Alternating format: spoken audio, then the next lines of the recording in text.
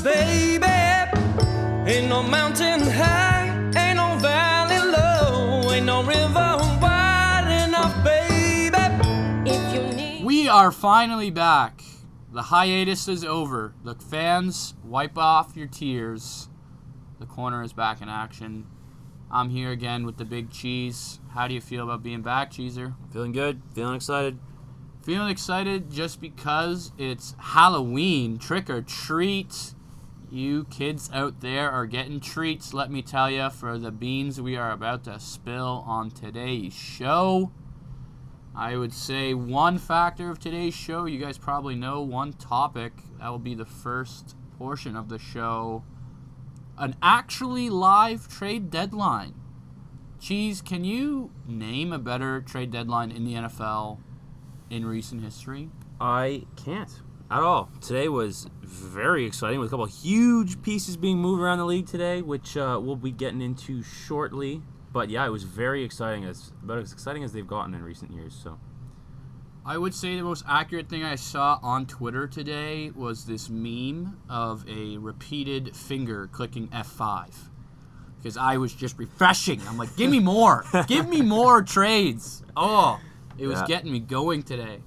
But anyway, so now that we give you a kind of a glimpse to the beginning of the show, the next topic after that, which I think will be highly argumentative, is Contenders and Pretenders, where we will just go over division by division who we think is, an actual playoff contender and who's a pretender either just as a team, you are a pretender as an NFL organization, or maybe we just don't think you're as good as you seem.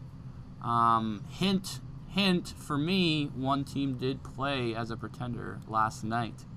But anyway, this is a Tuesday show, just to give all you viewers out there more information.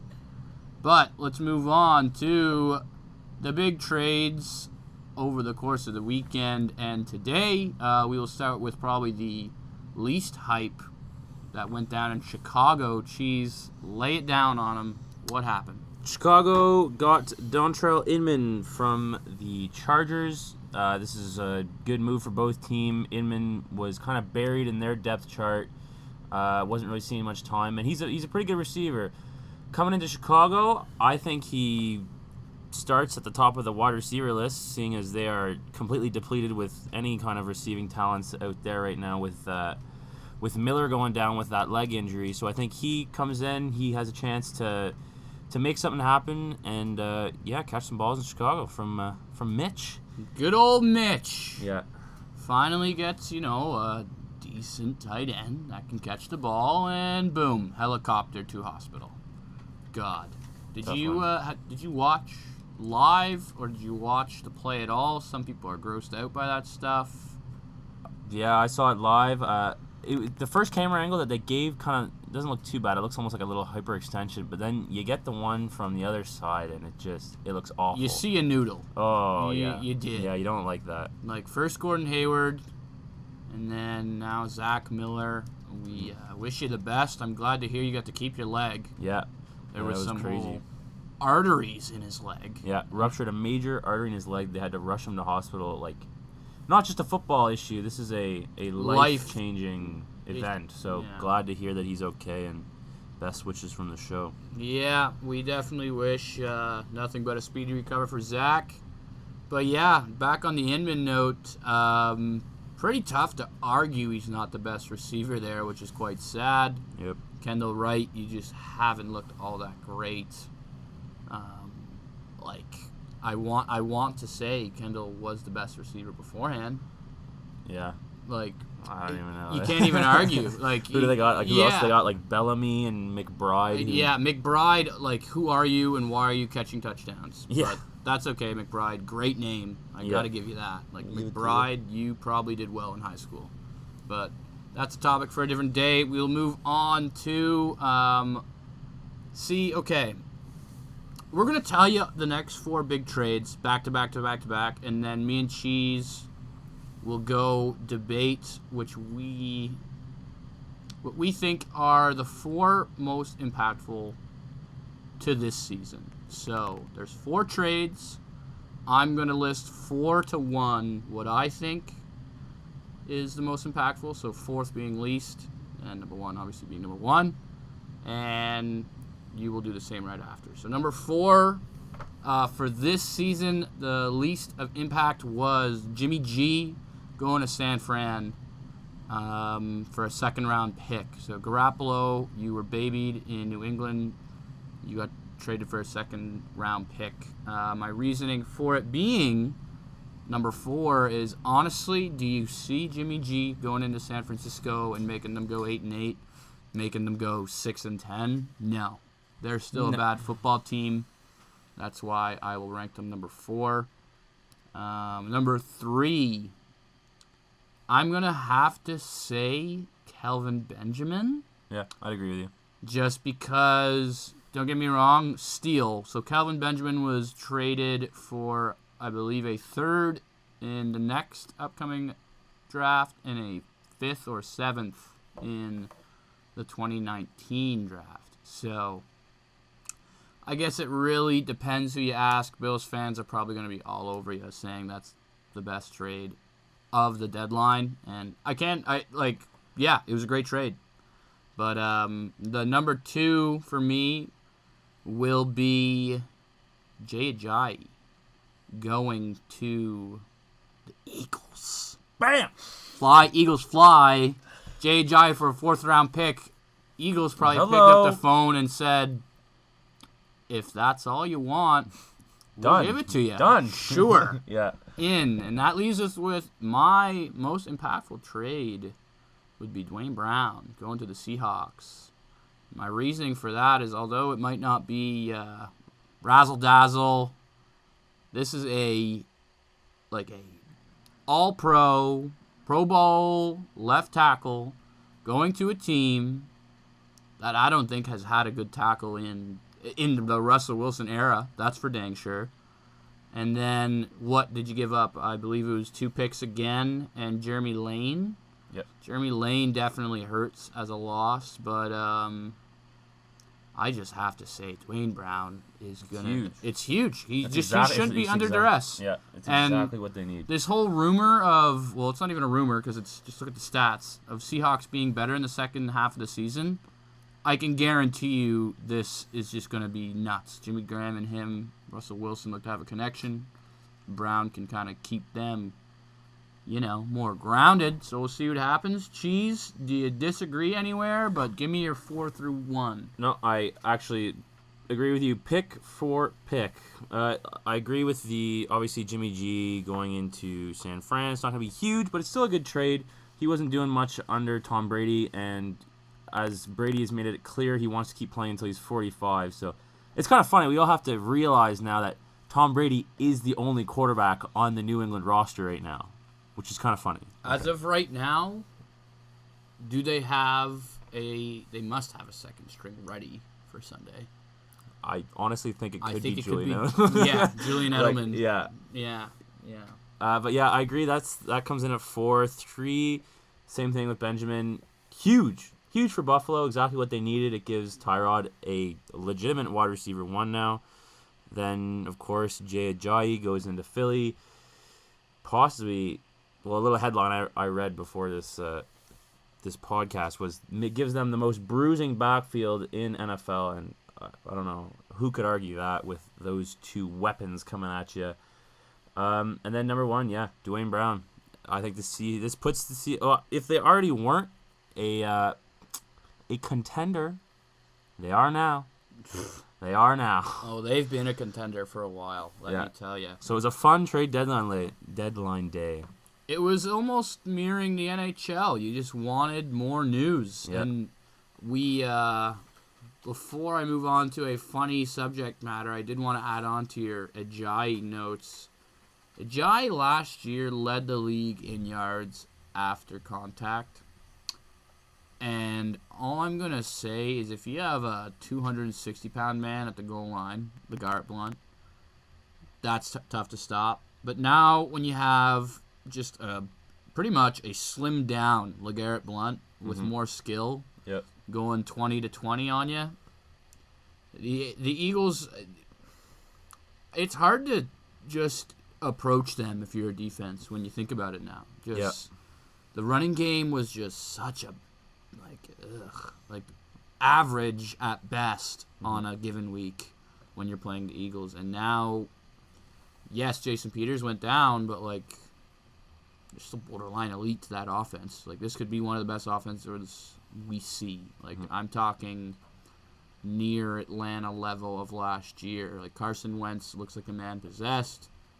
Finally can take off some pressure of the guy, so it's only going to open up the field more. Who knows? Maybe Alshon Jeffrey can actually be an impactful signing. And like you said too, the thing with Ajayi is he's a downhill runner. So he is best after contact, and he needs a couple yards to get going. And in Miami, he wasn't able to do anything this year because he was getting touched in the backfield, like 2 yards behind the line of scrimmage, and he's just crumpling because, it takes a lot to get that big frame going. In Philly now, that O-line that you were talking about is going to be able to open up some holes for him, and if he's able to get 2-3 yards of steam going before he hits those holes, then I think we could see him return to look like the Jay Ajayi that we saw last year. Yeah, I couldn't agree more. So I need to bring up this topic. If you guys did not hear about the Cleveland Browns, oh my. They really are, I would say, the biggest joke of an organization in football. So I've heard different rumors on the reaction side of things, but what I can confirm is they attempted and actually I believe they got an accepted deal with Cincinnati to get A.J. McCarron because they were pretty jealous of the Jimmy Garoppolo signing on the other worst team in the league of San Francisco. But it was after the 4 o'clock deadline. No McCarron for you. Like, oh just my God. The Browns doing Browns things. That's what we've been saying all season, and I really just didn't think it could get worse. But it Surprise. managed to do it. They just managed to do it. Mm-hmm. But that was another kind of funny headline of the weekend / trade deadline day we wanted to bring up with you guys. And lastly, before we jump into the Pretenders and Contenders section of the show, Cheese, give me one viable trade that you heard rumored, something, I don't know, in the neck of the woods of Jarvis Landry, T.Y. Hilton, anything else that you would have liked to see go down today. I heard there were rumors that Jarvis Landry was going to get moved today. I heard he was actually going to go to the Bills, but obviously that wasn't the case because they got Kelvin Benjamin instead. But head coach Adam Gase came out today and did say around, I think it was 1 o'clock this afternoon, that Landry wouldn't be moving. But he's a guy I'd love to see move around a little bit because coming out of college, it was him and OBJ from LSU, and they were the dynamic duo. And don't get me wrong, Jarvis Landry has been good in Miami, but he's been nowhere near OBJ. And I'm not saying that Jarvis Landry is OBJ, but they did look kind of similar, and you can't doubt that Jarvis Landry is an elite talent. So I'd love to see him in an offense that can get him those big balls and stuff like that. So I would have liked to see Landry go, but it was still a good trade down. I'm not going to complain. Yeah, I will have to agree with all those points. One that's a bit off the board that I would have liked to see is another deep threat go to Kansas City. I don't know why this came to my head today, but I said, imagine if Martavis Bryant, in some way, shape, or form, said, I am not playing another game until you trade me, which has basically happened all season. Mm-hmm. And then imagine him in Kansas City. Like, no offense to Tyreek Hill, but, like, you are not a wide receiver one as much as you are a great player. You're just not. Mm-hmm. You're not built that way. You're not even used in that way. So Martavis finally would have got the opportunity. First big frame they have on that offense, other than Travis Kelce. Like, Martavis is what, like 6'4"? Yeah, he's 6'4". Like, he's just an athletic freak. So you look at the Chiefs receivers now. They got Thomas and Tyreek, who are both 5'10" and like. No, not even 5'10", man. They're like 5'8", 5'7". Right. Like, it's right. just it's too short to be an elite team, which we will touch upon We'll get there in the later half of the show. But let's go to Pretenders and Contenders. So we are going to... And we'll be going through division by division as to who we think contenders are for playoffs and pretenders. Maybe a little bit on the pretenders section of who's been playing a bit too well to this point. So I want to start off in the AFC to make things easy. So like I said, we'll be starting in the AFC East, where we have 4 teams that, pretty lopsided. There's 2 elite teams and 2 not so elite teams. Not so elite is a good way of putting it. Cheese, is it pretty tough to argue here that New England is definitely contenders? Yes, of course. I think everyone saw the Patriots coming into this year as probably the contender to beat, and were rumored to even be able to go 18-0, but obviously that hasn't happened. But I think it's safe to say the Patriots look good. They've got all the weapons they need, so they should take it well into the playoffs. They only have really 1-2 tough matchups left. That'd be they got to face Denver after their bye, but then again, you are Bill Belichick after a bye. Yep. And you get to play the almighty, either Trevor Siemian or the ostrich, Brock Osweiler. God, that is a QB situation from hell in Denver. Another tough matchup they have is in Week 15. They have to travel to Pittsburgh. So that will be a bit tough. But that just means they're most likely going to be 12-4 at worst. I predict them being 13-3.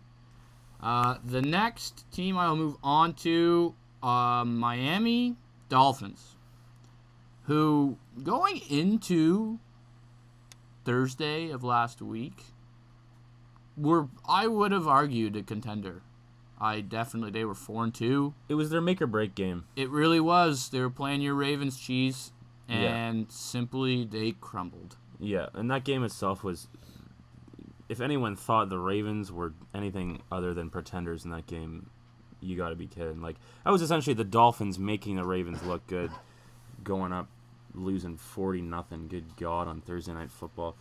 Yeah, Dolphins, though, there's not much left. Their offense has struggled this year, putting up only 92 points in 7 games. Yeah. 7! Yeah, exactly. Now you don't have Jay Ajayi. You got that. You're gonna have a backfield with Williams and Kenyon Drake, who are both kind of unproven running backs. So I think they're definitely pretenders. I would definitely say the same, Cheese. Their remaining schedule, good God, let's go through that with these listeners. Miami, they got to go. They get Oakland, into Carolina, into New England, into Buffalo, into Kent. Yeah, no. They play New England twice. They got to go to Arrowhead. They got to go to Bills Mafia. They do get the Bills at home in Week 17, but I seriously do not see another victory coming anytime soon for the Miami Dolphins. So they are definite pretenders. The next team I'll go over is my New York Jets, Jets. Just endure the suffering. It has been a roller coaster of emotions because I don't know. I had a glimpse of hope at the 3-2 point of the record season for us, but look at us now, 3-5. I don't know. I think the Jets were pretenders the whole year. I think they were the biggest pretenders after Week 5. Serious. I told Kosher going into this season that I think the New York Jets offense could be the worst offense to touch a football field in years. Obviously they made a couple moves. They brought in Curse and whoever else they brought in to kind of patch the holes up in there. They did get Robinson today. Forgot to add that to our trade deadline stuff. Cornerback. Yeah, young guy. San Fran. Yeah. Definitely will help for future years. Yeah. But definitely not this year. Oh, now we get to move on to my favorite team in the AFC East, baby, the Oh, Bills. The Bills. God, the Buffalo Bills, 5-2. Like, it is tough to say this because you know they're gonna crumble, but contenders. Yeah, I think with that addition of Kelvin Benjamin, it's similar to the Seahawks situation. That's exactly what they needed. They got rid of Sammy Watkins. They brought in Jordan Matthews, but obviously he hasn't done really anything. So they're gonna have a legitimate wide receiver one that Tyrod can get the ball to, and make some plays. I saw another funny stat earlier that the Bills running backs have 47 receptions this year, whereas their receivers have 45.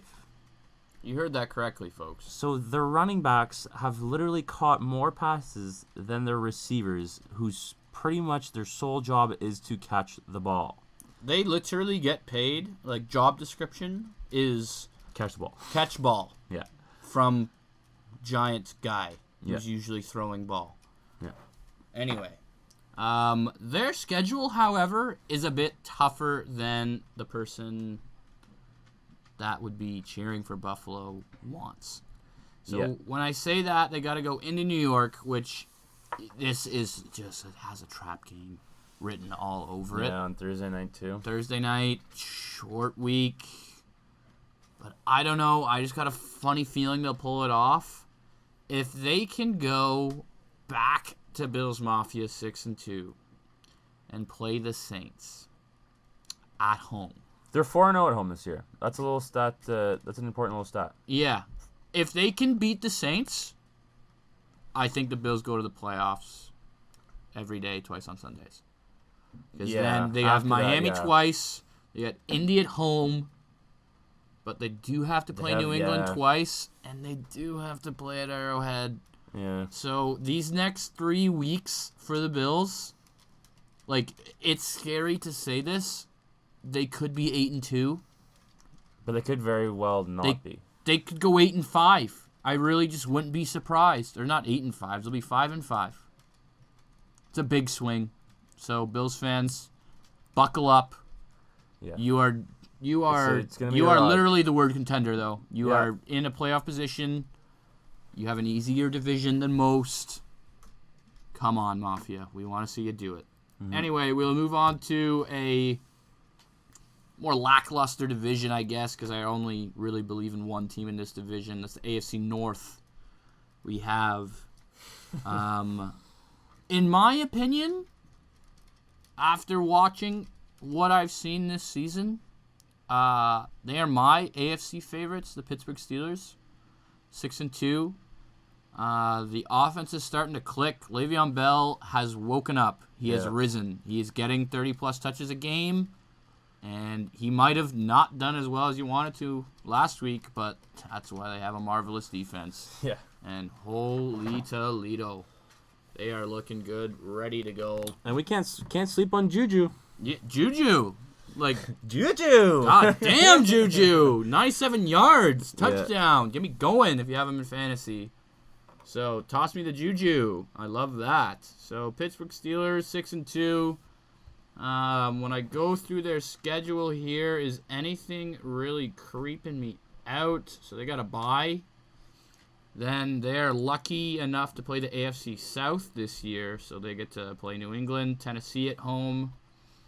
They have to go into Houston week 16. A Green Bay team without Aaron Rodgers. Honestly, the New England game is probably the only one I see this team losing. You think they'll beat Houston in Houston? Depending where Houston is at that point in time, That's fair. yes, just because that secondary in Houston is so bad that I don't even think whoever is under the mask of number 7 in Pittsburgh would even mess up, because it's not Big Ben, because he hasn't looked like Big Ben to this point.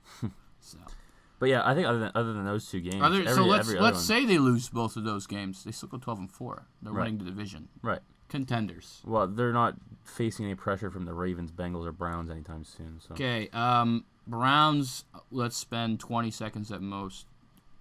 You know what? I I will honestly say, let me finish my statement, but I'll say contenders in the sense of contending in games. Do you know what? I will give them props. Okay. They've kept games remotely close at times. Yeah, better than the Browns have passed, definitely. You know, seeing improvement. In terms of actual playoff possibilities, pretender, you are dead. Aim for the first overall pick. Yeah.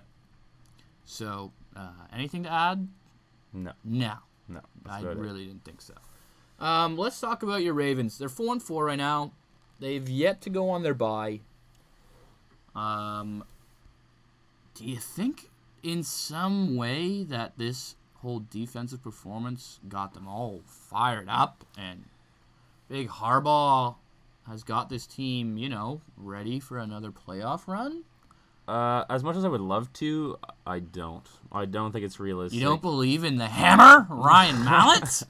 No, with Flacco fighting injuries and half of that receiving core is on a day-to-day basis pretty much every week. I can't see them stringing too many. And like I said earlier, that 40-0 win is all Miami making that Ravens D look good. I love Ravens D for sure. I think it's kind of odd that they're last in the league for rush defense, seeing as their defense as a whole is usually one of their bright spots in that team. But looking at their schedule going forward, I see a couple winnable games, but I don't see any. Like I don't see a string of weeks that they can put together a significant amount of wins that would make them contenders with the Steelers. I don't see it. So. And then that leaves, I will probably agree to that. I will say, though, at the end of the day, the word contender needs to be used, not pretender. They've kind of just been what we've expected, a grinding team who, you know, has more... If there's a word in between contender and pretender, like just there, I think that's what that's the Ravens Baltimore, are. eh? Yeah, they're just there. Yeah, well, when you go down the list, other than... So... We'll now just talk about Cincy briefly, and then we'll kind of get into a playoff picture type thing. But let's talk about Cincy. The fact that you could not annihilate the Indianapolis Colts at home. Yeah. Like, that was a scary scene. I know a lot of bets were probably thrown off. Like, they were an 11-point favorite going into that game, and they should have lost. Like, yeah, very lucky to come back in that game. AJ Green, if you didn't get that touchdown, I'm already trying to trade you in most pools, but that's a topic for another day. Yeah, if you can't get an offense like that with those weapons, well, I mean, like Joe Mixon, come on, Mixon, AJ Green, like those. This was the game that both of them were supposed to have huge games. I mean, like AJ Green is supposed to have a huge game every game, kind of thing. But he was Mixon, supposed to have one of those 180-yard 2-touchdown games. Right. Yeah, and if they can't do that against the Colts, then like, it's not looking good moving forward. You want to hear their next 3 games? I'm looking at them, and it's laughable. All on the road. So you got to go into Jacksonville off a bye. Yeah. If I could project them to get negative points, I would. I really would. What do you think Jacksonville wins by? Like 20? Like literally 20? Yeah. I don't think Cincinnati puts up more than 3 points. I'm going to say 24-6. So that's 18. Yeah, 24-6. Okay. Yeah. They won't get in the end zone. The only way they get in the end zone is on a Blake Bortles pick. Yeah. That's the only way, because it's just simply not happening. Yeah. Jalen Ramsey is Mr. Shutout Man. He has let a few kind of long passes go by, but sure, AJ, take a 20-yard pass. Yeah, that's fun. To get to the 40-yard line. Yeah. Great. Then they got to go into Tennessee with Mariota coming back. Into Denver, Mile High. God, those are tough defenses. Tennessee, not so much, but Jacksonville and Denver. Ugh. They luckily do get 3 home games back to back to back, but one of those games is against Pittsburgh. He's 4-1 on the road. Pittsburgh, you are so good. And then Cleveland and Chicago. And then you probably get Teddy Bridgewater back against Minnesota in Minnesota. Detroit's going to be fighting for a play. Yeah, okay. Cincy, pretender. Yeah. And then Baltimore to round out the year. Like these are not good for an matchups. offense that couldn't do much against the Colts, I can't see them doing much against teams like Jacksonville, Denver, Baltimore, Pittsburgh, Minnesota. So- half of those teams. Yeah, we've gone through 2 divisions. I would say there's 3.5 contenders, the rest being pretenders. Baltimore being My half. That's fine. We'll take that. Yeah. So now we'll move on to. I'm honestly gonna say it. I don't think I've ever pictured myself saying this, but I would say the most exciting division in football, the AFC South. You know what's funny is I actually don't think I've looked at the standings for this division like in a while because I was thinking those same things looking at it. You go, okay, Tennessee quietly is leading this division right now at 4-3. Yeah. Marcus Mariota has, not played in a game and 3 quarters this season. They should be getting Corey Davis back though, so things should pick things up with are them. looking up. They're coming off the bye. Marcus was going to be ready. I'm going to have to label them as contender. I would almost argue every team but the Colts in this division are contenders. Definitely. Tennessee, like we just said, coming off the bye, I believe they get your Ravens first game back. That should be interesting. So they're scheduled down the road because it's so division oriented. It makes it kind of hard. So their non-division games are the following: Baltimore and Cincinnati at home back to back. I'd like to believe they win both of those games. Just like a lot of things we've went over. Yeah. Baltimore, solid defense. So if they can Yep. get past Baltimore, I don't think they'll have an issue with Cincinnati. Yep.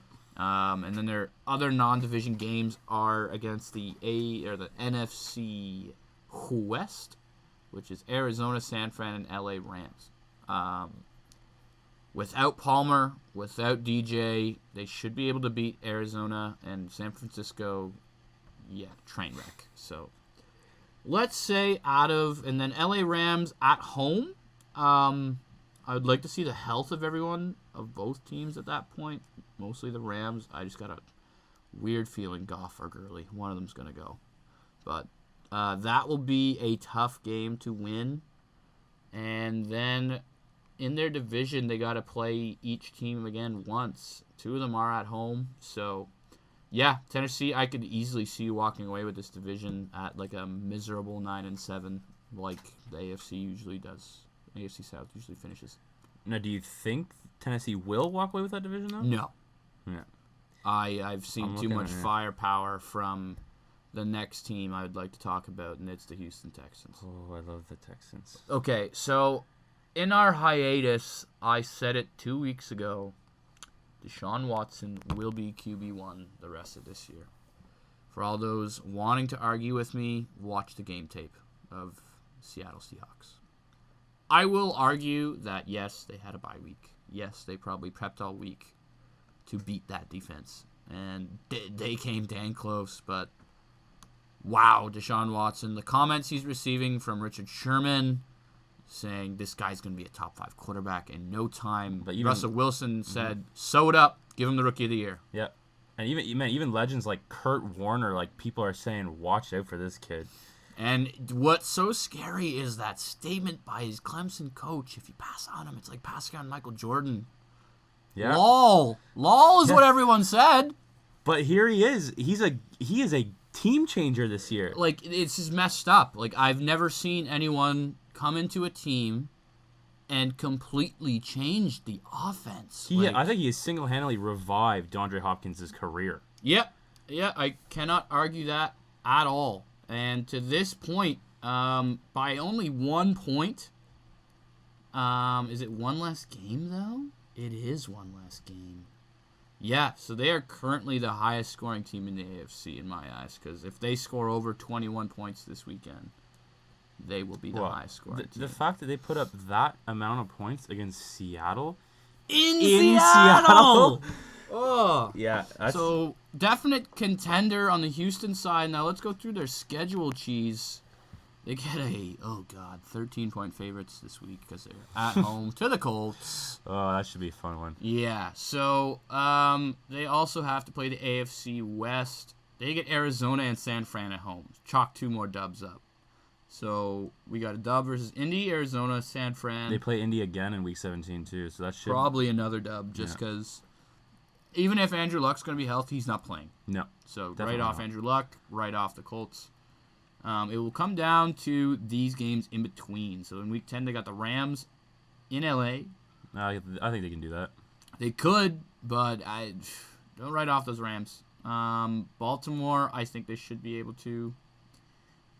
I can really see Houston winning this division just because the one thing about the AFC South, other than Houston, is nobody can keep up with that offense.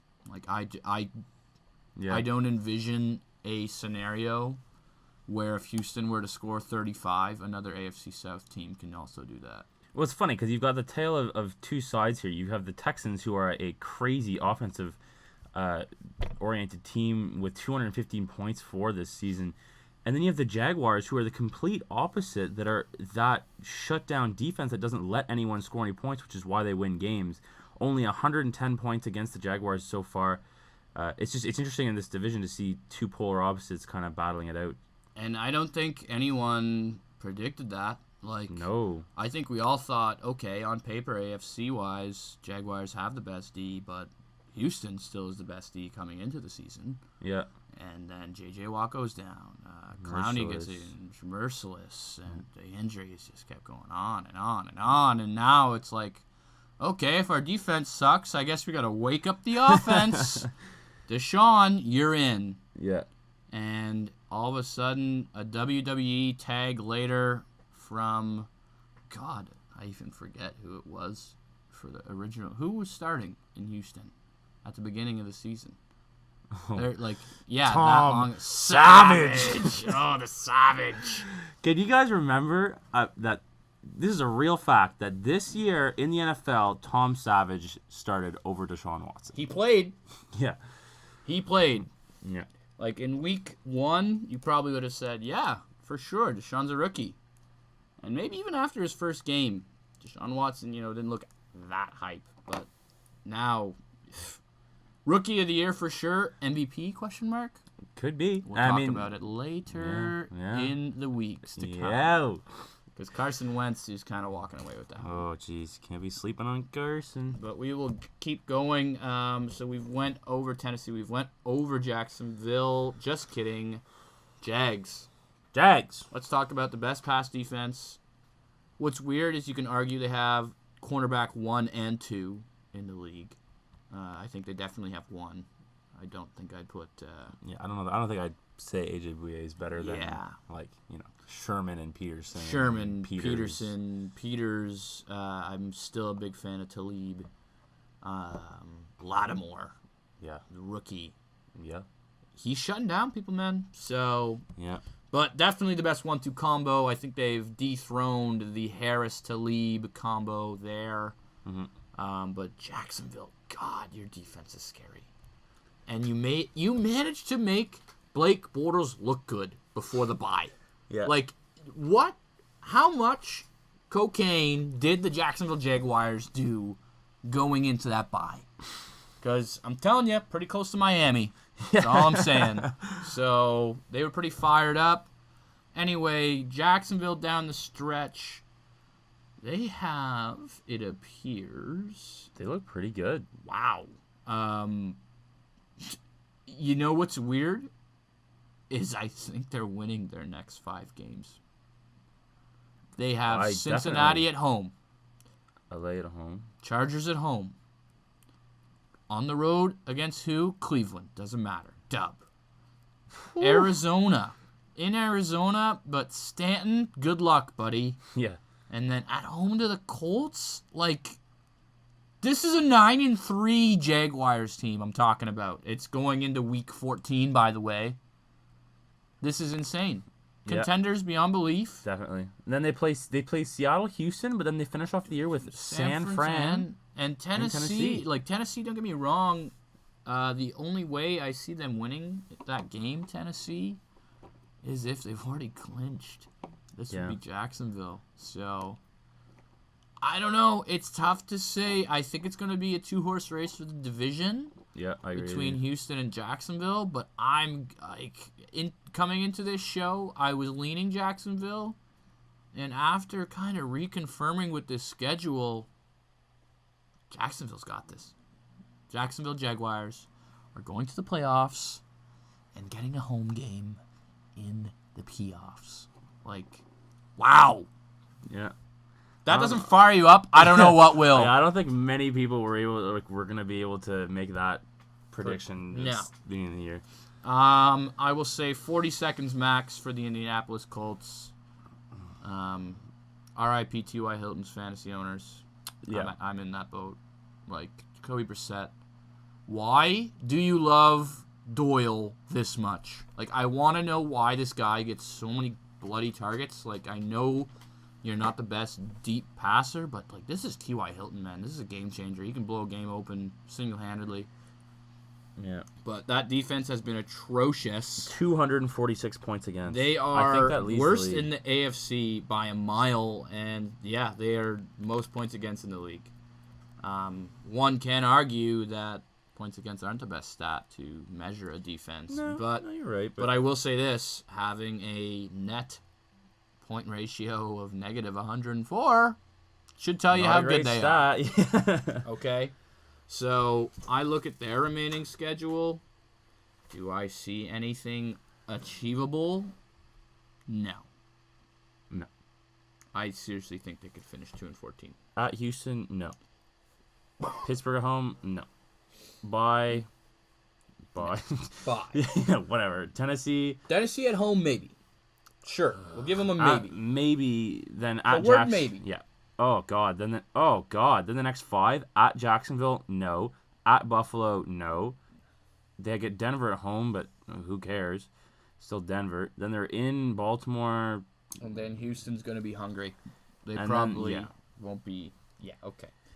So that rounds up the AFC South. We are now closing with the AFC West. Kansas City Chiefs. 6-2. Rather contenders, obviously. So, yeah, I wanted to bring this up because at the beginning of the show, I kind of hinted at the Monday night game, Pretenders. And they are contenders. They should win the division. However, I think they are the biggest quote-unquote pretenders in the league. Yeah. I say that because, honestly, they have regressed so much. Yeah.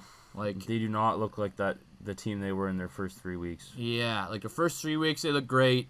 They got 2 more dubs, so they're like 5-0. They're looking great. Boom, back-to-back home losses.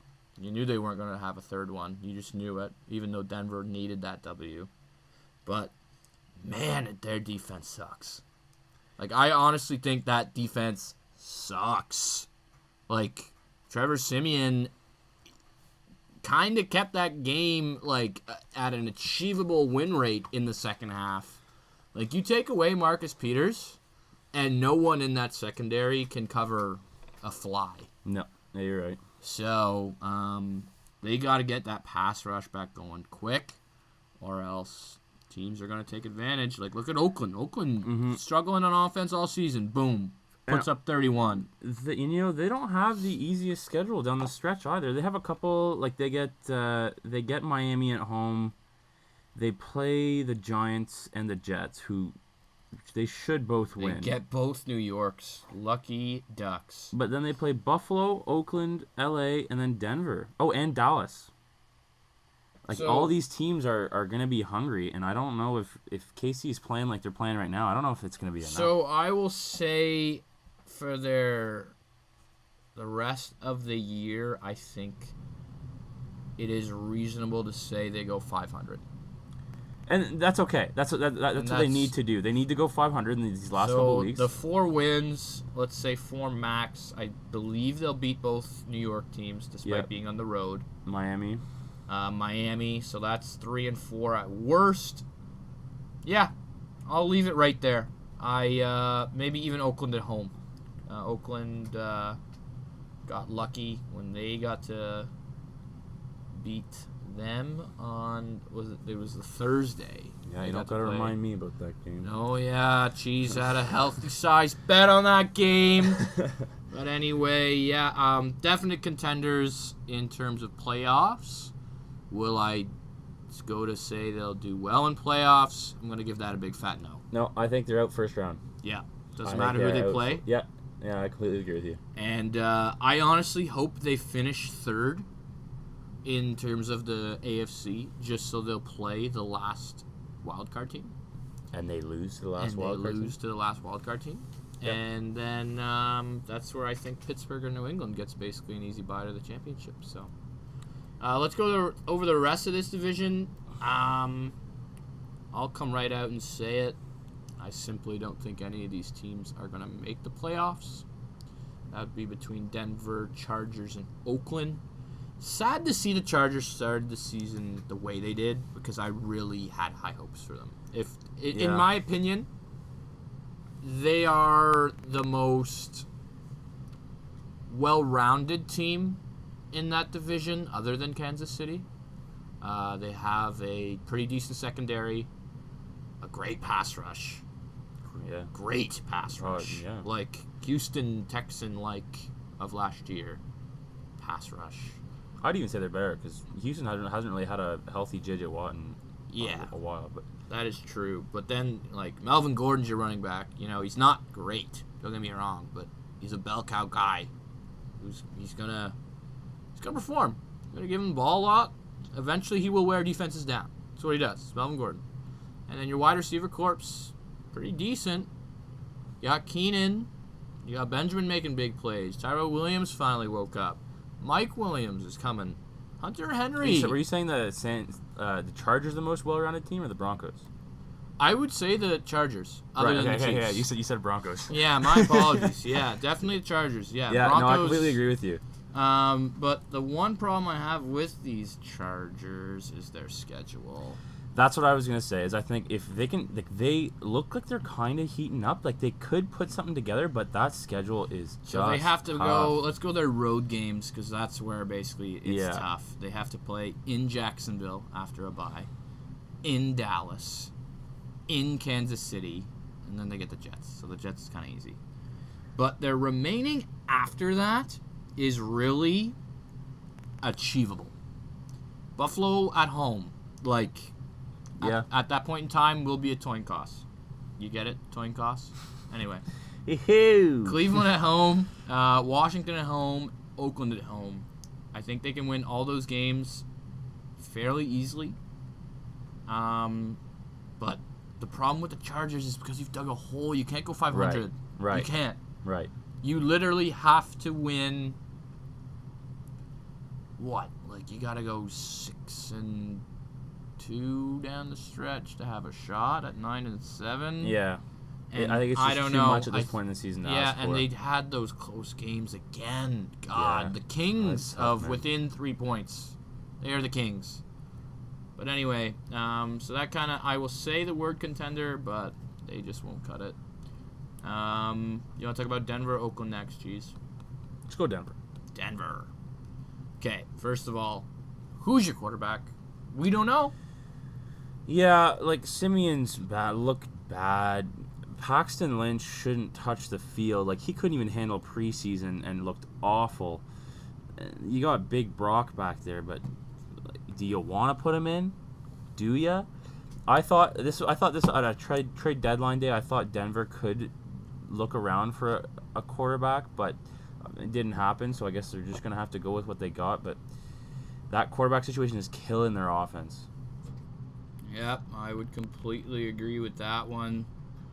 Denver, according to DVOA, is the 18th ranked team, and I just find that even hard to believe. Their offense is ranked 21st. Well, that's the tail of their team, right? They have 147 points against, which is very low in the league, but then they have 127 points for, and you just can't win games with not putting up points. Your defense can't do it all. They really can't, and their remaining schedule goes something like this. Denver. Oh, God. Okay, Yeah, first two games. Philly, New England. In Philly. Done. Playing New England. No offense. Done. Then they have Cincinnati at home. They can probably win that one. Oakland, Miami, both on the road. I'll give them one of the two games. Yeah, not both, though.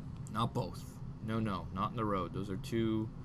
So where's Cincinnati? Ohio, So you got to go from Ohio to the California to Florida. Nah. Yeah. Too much travel. Those next 2 games after that, Jets, Indy, pretty decent. And then you got to go into Washington and you get Kansas City at home. Kansas City could have a playoff berth at that point. So that will be something to watch. But I think it's the same situation as the Chargers. You've dug yourself a hole. Too big of a hole. Yeah. And So it's just going to be... Yeah, it's just it's going to be too much. Yeah. So Oakland. Let's go to Oakland now. Coming into the season, probably the dark horse of the AFC, some were mentioning. Yeah. I definitely thought they were the 3rd best team coming into this season in the AFC. Well, I think everyone was kind of interested to see how Marshawn Lynch would do. Yeah, and most of you analysts out there pinned the tail on the donkey that he is this year. Flop. Not afraid to say it. Wah, wah, wah is right, Cheeser. So, Oakland down the stretch. Okay. They get, after a bye, so first they get Miami after trading J.J. Helps a lot. So now you're going to be at 4 and 5. 4 and 5, okay. Bye week, boom. Take New England to the face. Ouch. Denver at home, you should be able to win. Giants at home, you should be able to win. But then these next 3, 14, 15, 16, into Arrowhead, Dallas at home, in Philly, then in LA Chargers. Yeah, like, again, the hole is too big to climb out of Oakland. Like, Oakland... I would say out of the 3 that aren't Kansas City, Oakland's the next biggest contender. They have to be. Yeah, I definitely agree with you. They can score points. Their defense might be is there. atrocious. But their pass rush isn't bad, man. Like, they can get pressure on quarterbacks. They can, but that secondary is nothing to be satisfied with by any means. Yeah. So, I will say Oakland is the next biggest contender. However, I don't see any of those. Too big a hole. Yeah. So, that wraps up the AFC portion. So now that the AFC is done, let's move on to the NFC. We will start with the North, where, in my opinion, this division's sewed up. Give it to Minnesota right now. 6-2. You are 2 games ahead of the next best team ahead of you, who is not going anywhere in the upward direction in Green Bay. Your Packers. Bryce Hundley, God love you. You know what? I will say this bye week could have helped. We're going to see this week. Yeah. I'm actually quite content you got a full bye week plus the Monday. And gets back at Lambeau, I'm pretty sure, against Detroit. Is that what it is? Yeah. So, you never know. With these Packers, it could be something interesting to watch. But Minnesota should win the division. Chicago Bears 3-5. So the word contender for Minnesota for sure. Yep. Chicago Bears pretender for sure. For sure.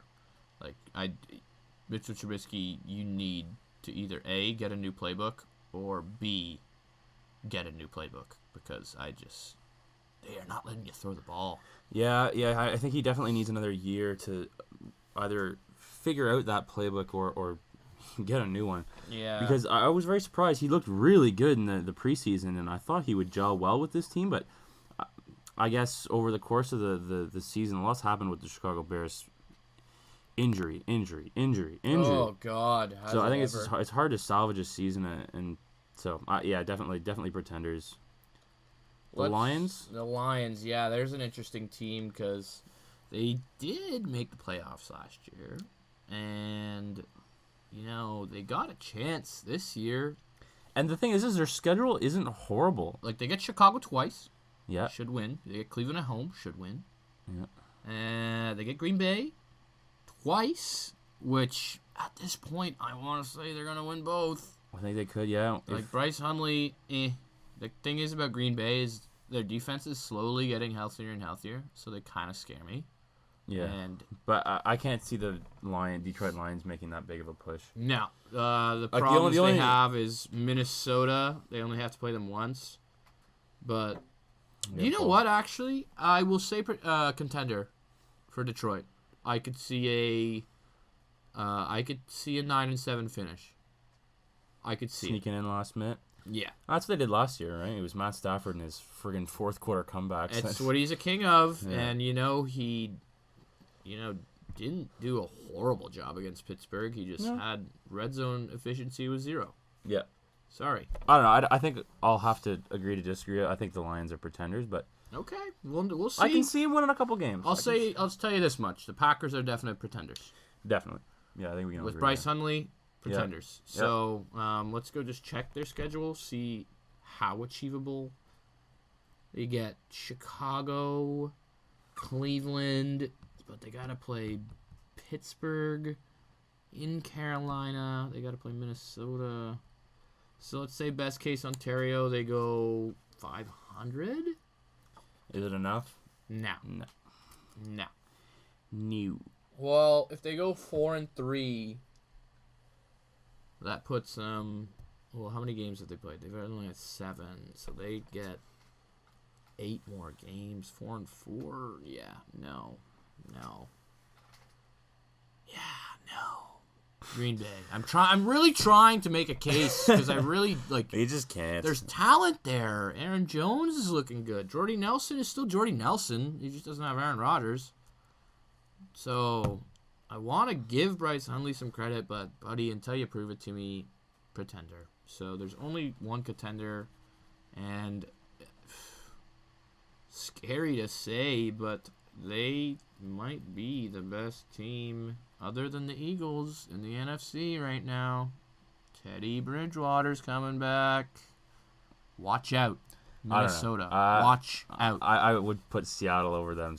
I think Seattle's going to be a force moving forward. Yeah. We will... Can we talk about NFC South? Let's do Because it. I love the NFC South right now. So, going into the season, I did say this will be the most exciting division in football, and I would still argue it might be, but I'm still giving it to the AFC South. But anyway, NFC South.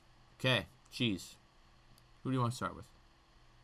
Well, I think we start with the leaders. Okay. 5-2, the Saints. Wow. They started off 0-2 and have won 5 straight. This isn't a joke. This isn't a joke. They're starting to look better and better, and their schedule looks real good the second half of the season.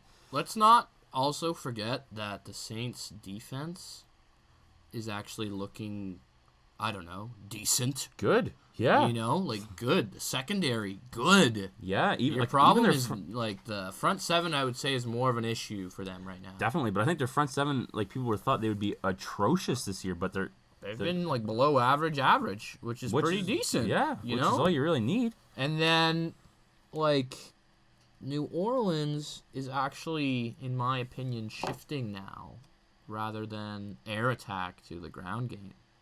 Because when they narrowed it down after the AP trade to Ingram and Kamara, and I believe now they actually have more running plays than passing plays this season, which is just a weird stat to hear. I really like actually how that tandem has come together. You've got the best of both worlds between both those guys there. Ingram is obviously getting it done on the ground, doing his thing where he runs through people, and it's kind of more that I wouldn't say bruising back, but more of your 3-down back. Whereas Kamara he's looked good as a rookie, explosive. He's made some big plays, proven pass catcher. So I love that tandem right now in the NFC South. Funny fact about one of my fantasy leagues I want to bring up now that we're on the Saints topic. A guy I actually played this past week. Okay. Safe to say took the L. He has gone down the stack route. So his 2 running backs starting right now are Ingram and Kamara. And his 2 wide receivers he started against me this week, I swear to God, DeAndre Hopkins and Will Fuller. That's so funny because the only guy with a higher points per game than DeAndre Hopkins is Will Fuller. Yeah. So that was my fantasy week in this keeper league. That's a tough one. Yeah. That is a tough one. It is, but that's the way she goes. So we are saying the Saints are definite contenders. I think they are the odds-on favorite to win this division. And with Carolina trading away Calvin Benjamin, I think it only strengthens their case. Like you said, Cheese, their schedule down the stretch, They get 1, 2, 3, 4, 5 more games in the Dome. Then their teams on the road they have to face are Buffalo, the Rams, the Falcons, and the Bucks. Doesn't really scare me if I'm a Saints team. It really doesn't. Like, I know they're not going to win every one of those games. But, for example, their largest spread differential is 9.5 projected right now. And that's at home to the Jets, which they will win. So I'm just gonna say this: 14-2 shouldn't happen, but I wouldn't rule it out of these cards. Like the Saints look good. So I think their toughest game will be at in Buffalo. Yeah, for sure. Week 10, for definitely sure. That'll be a good matchup. I'm actually debating going to that game as of right now. So we will. I don't blame you. We will see what happens. But anyway, move on to the next team in the division, Carolina Panthers. Why? Yeah. Why did you trade Calvin? I was a little perplexed at 5-3. I don't know if you should be trading away your wide receiver one.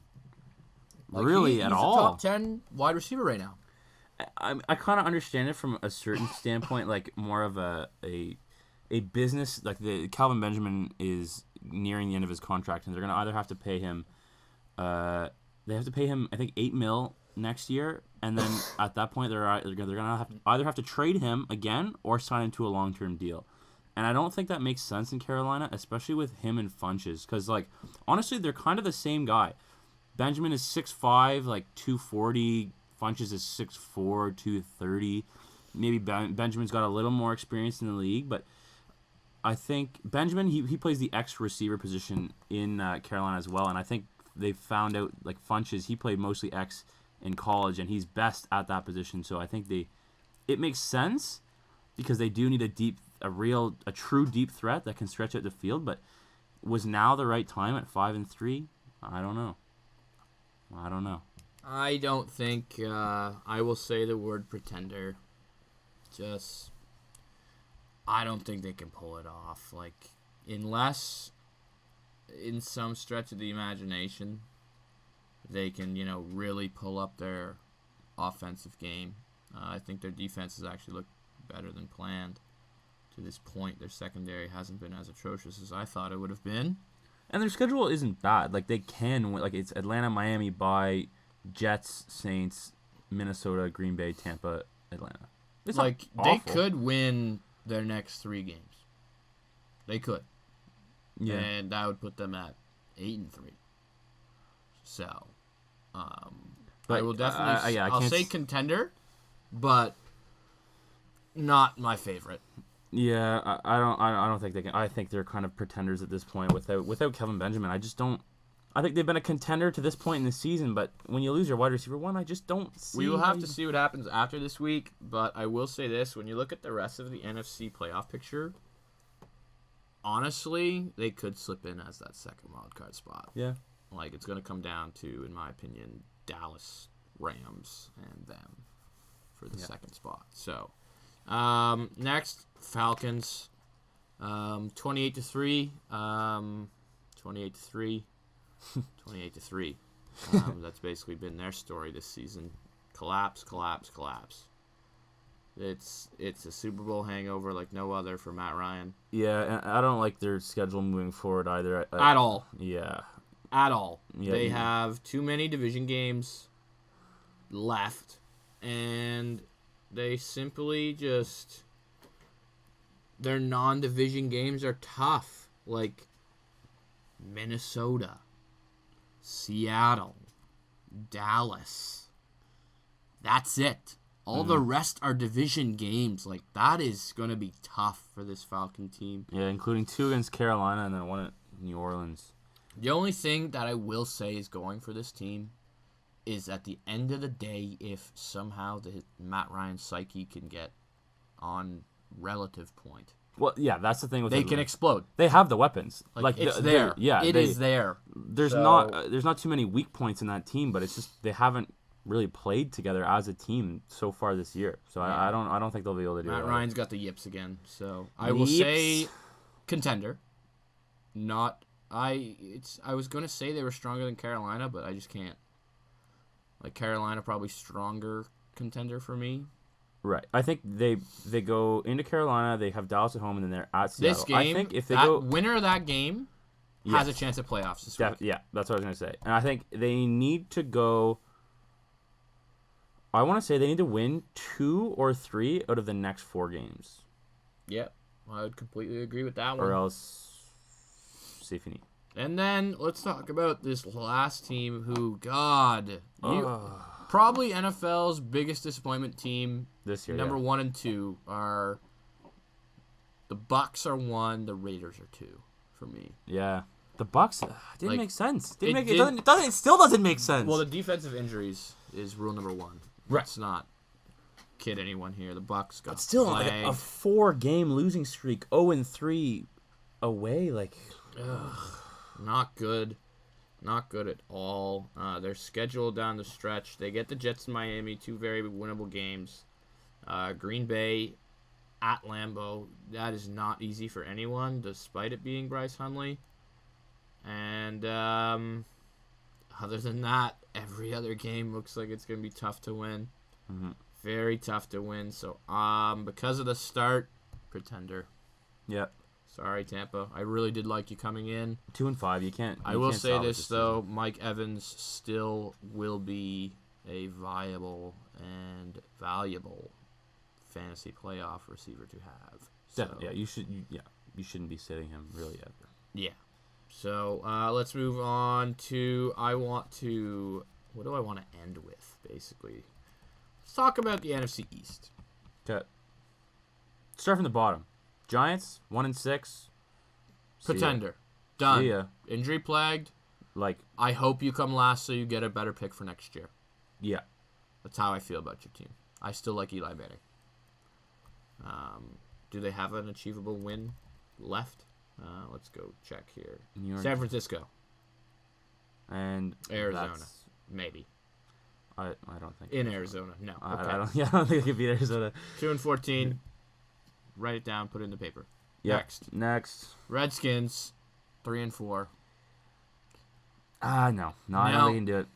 I don't think so. How funny is it? Did you hear about the reports today? Washington Redskins currently looking for a wide receiver. Yeah. Like, what do you do if you're Terrell Pryor and you read that? Yeah.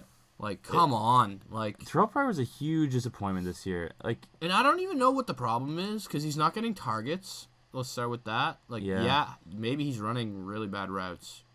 but I don't understand because like I watched a lot of him last year with the Browns and he was Just dominant. dominant. Like I would Yeah. use that word. Like he looked like a man among boys like on the field. So I don't understand how he's not making those.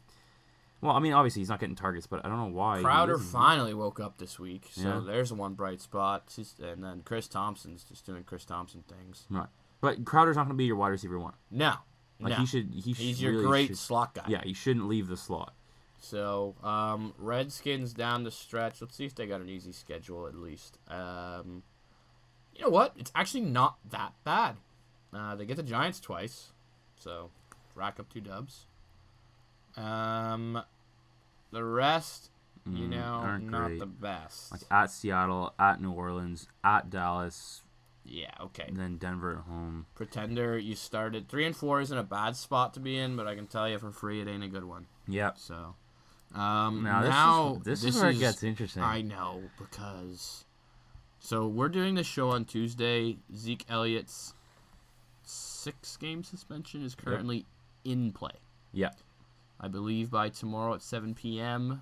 We'll see what the. if it's in or out of play for the. God, this has just been a saga that I don't like. I feel bad for the guy. I feel bad. Like if you're gonna make a decision, just make one and I feel stick bad for to Dallas. It. Oh yeah. Like the definitely. players, man. Like this is just not fun. Yeah. Like I don't know how you can go into every week kind of with the like not knowing if your number 1 running back's gonna play. So when he does come back, it goes Oakland, Seattle, Philly. Lol, very hard. And then but in the next 3 games they play Kansas City, Philly, In Atlanta and Philly. Yeah. I hate to say it, but Cowboys Nation, you might be falling down. Mm-hmm. I will say the word pretender on the basis that Zeke is out. I simply just don't think Alfred Morris can live up to this hype. No, definitely not. So there's that. And Philadelphia Eagles. They're the biggest Contender. Right. Oh, wow. Yeah. I was about to murder you. Yeah. Like contender. Like you've just taken a 7-1 team with 232 points for. That's 4-0, undefeated at home. They're on a 6-game win streak. And you take the one issue on their team that they have, which is their running back, and you give them Jay Ajayi. Like, I don't even I don't see why Philly can't run the table for the rest of the year. I really don't. Their toughest game is in Seattle. Which week 13. We look at what Houston did to Seattle's defense, so I definitely think that the Eagles can go into Seattle and have a real game. Yeah, but the worst I see them finishing is 14-2, which is just a scary thought. Definitely. Congrats, hats off to you, Mr. Carson Wentz. Yeah. So that rounds off the NFC East. We will finally wrap up the show with the NFC West. I'm just gonna 2 teams, 20 seconds. San Francisco, congratulations, you have your quarterback of the future. Pretender, 0-8. Yeah, 0-8, see ya. Done. Arizona Cardinals, done. Bye-bye. No Carson Palmer. But I will say this. Or DJ. Yeah, or DJ confirmed today. Arian said, ugh. Yeah, I heard. So, yeah, do what you can to pick up Adrian Peterson in your leagues out there. I did get him in a receiver. Sorry, I had a receiver-heavy team. So I made a trade that, to the ordinary eye, it doesn't look too good. But when you look at who I had left over, it was just fine. So definitely just fine. I have McCoy and Peterson as my RB1 and 2 going forward. I am not scared of anyone. To be coupled with Evans, Green, Cooper, Ertz. Yeah. So. Anyway. That leaves the 2 top teams both tied. Seattle Seahawks and Los Angeles Rams. First, let's talk about the Rams. It's almost been a fantasy world we've been living in, the Rams being 5-2. Seriously. I respect Marshall Faulk for saying they're going to be a playoff team this year. However, I just didn't think they'd perform as well as they have. Their offense has been looking great. Gurley's back. Yep. Jared Goff and Sean McVay are clearly clicking, probably because they're 6 months apart in age. But the Rams, have a fairly easy schedule going forward. I definitely see them going 500 at worst. They got the Giants, easy dub. Arizona, easy dub. San Fran, easy dub. And then the in-between that, though, those are going to be the tough games for them. That's why I'm going to say the word contender with a... Doubtful? On the... Okay, so 98% chance they don't win the division. 50-50 chance they make the playoffs. Yeah. Yeah, I definitely would. I would actually, I'd put their chance of winning the division less because I'm on... So 99 or 100 because those are the only 2 numbers left, Cheese. Right. Okay. Right. But I am on the Seattle Seahawks train that is going to be chugging right to a Super Bowl. Yeah, okay. I don't know if they're to the Super Bowl. Predictions. To the Super Bowl. They may not win it, but I think Seattle Seahawks will be going for another Super Bowl run this year. Okay, so those are our 2 contenders in that division. So that leaves, after going through it all, in the NFC, we said the Cowboys probably not a playoff contender. Right. So Eagles. The wild card is left to the Panthers, Falcons, and Rams. Yeah. And honestly, going into the season, not far off from what people were guessing. Yeah. I would say you could probably interchange the 3 NFC teams. I think it'll come down to Carolina and the Rams. I don't think Atlanta can do it. I don't know why, but I'm gonna say Atlanta and Carolina both make it. Oh. 3 NFC South teams make it. Pow! Pow! Right in the kisser. Okay, we got 1 minute left here. Let's talk about... Okay, quick. Who wins the AFC? Who wins the NFC? We're at the halfway point of the season, Cheese. Who's winning? You give me yours first. Pittsburgh Steelers, AFC. I think their offense is too good, and this young fast defense. Fast is the key word. Some would say speedy. Holy, Pittsburgh looks legit this year. So I will say Pittsburgh wins that AFC, no problems. And then, oh, God. God, it is so hard not to say Philly. I know. Like, it is just, ugh. But I don't want to be that same old guy and say Philly. I seriously don't think their secondary is going to be able to kind of keep up. I'm going to just say Seattle. Pittsburgh, Seattle. Okay. Seattle's just too good down the stretch, and I'm telling you, this left tackle signing, people aren't taking it serious enough. I sullied when I saw that because it's exactly what they need. I'm a big believer in any football game is won at the line. I'm a big believer in that. Hey, buddy. Like, look at who we're talking to. I was born and bred in the trenches. Defensive end, Big Cheese, giving you just info you want to know. Okay, so for me, NFC, I'm gonna say Seattle. Same as you, it's gonna be Seattle or Philly, but I think Seattle. So if it's not one of those teams, who's your team? If it's not Seattle or Philly, who does it? I'm gonna say New Orleans. Okay, I think New Orleans could do it. Get a load of this, just because I'm feeling funky fresh today. Give it to me. They come back and they get to the Super Bowl again. The Atlanta Falcons. Matt Ryan's gonna wake up. I'm calling it. Second half of the season, I traded for Julio Jones. I'm fired up. Go Falcons, go. Go. Okay, Falcons, and go. your AFC? AFC. See, I'm torn, but I'm torn between. Actually, no. I think my final say is the Pittsburgh Steelers. They look too good we right just now. predicted the same one. But I'm like 51% on the Steelers side and 49% of the Bills. The Bills. I think the Bills could do it, man. Bills Mafia, man. They are strong. They are proud. But God, I don't know if I could see that. Yeah. Personally, my dark horse for the AFC. That's a tough one because I'm thinking one of two teams right now. And I am going to award it to the... God, it pains me to say this. It hurts. Jacksonville Jaguars. I know, man. Defense wins championships. Yeah. It's just the recipe for success there. Ground and pound. Leonard Fournette. You are elite. Yeah. Their rush defense, it's top 8. But it just simply is very good. No one can pass on him.